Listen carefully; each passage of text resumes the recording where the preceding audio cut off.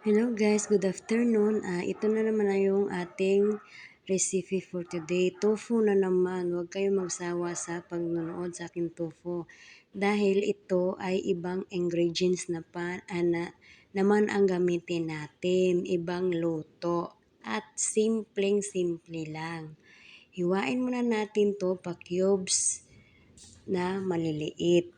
Para po iprito at i-coat natin doon sa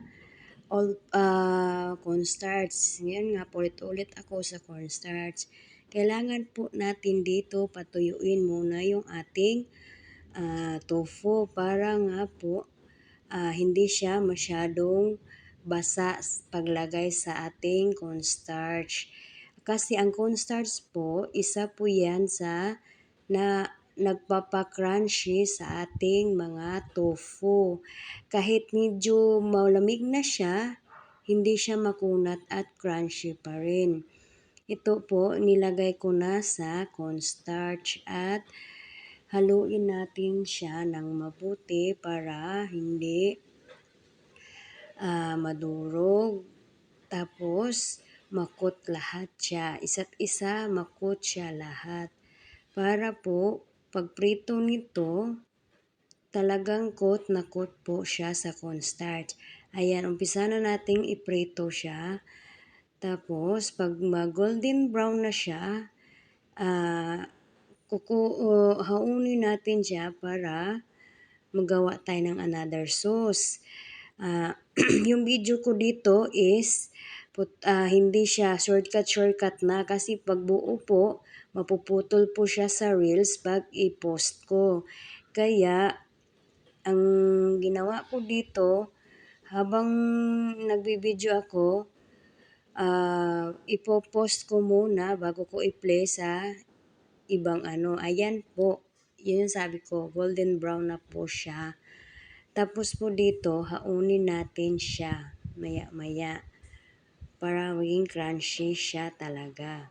Ayan, haunin na natin guys. At tapos mahaon natin to lahat, igagawa na natin yung ating sauce nito. Madali lang to gawin guys, hindi to kamahalan. 4 na kutsara pong toyo ang gagawin natin dito. Tapos, 1 kutsarang ketchup, banana ketchup po para matamis. Pwede siya po yung hot sauce, yung ketchup na hot sauce para po kung gusto niyo yung maanghang. Ito po, matamis po yung ginawa ko dito kasi yung amo ko hindi po siya kakain ng maanghang. Lagyan ko siya ng tubig para hindi naman siya masyadong maalat. Tapos po sa tubig, lagyan ko to ng 1 kutsara ng sugar.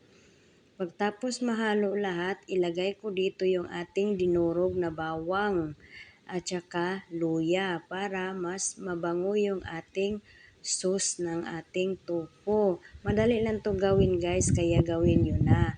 Napakasimple at napakamura.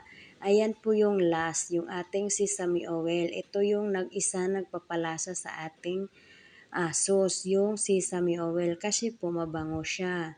Pagkatapos po, pakuluin natin to at pagtapos makulo nito,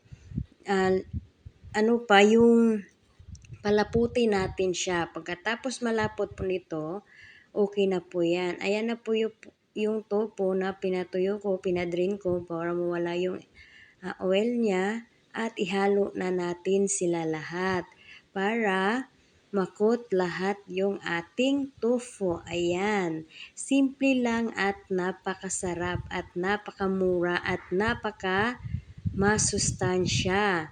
Last part na po ito, lagyan natin ng spring onions at saka sesame seed. Ayan po. Kaya guys, share and follow. Huwag niyong kalimutan react. Thank you for watching guys. Follow po kayo para sa aking susunod na video. Bye-bye!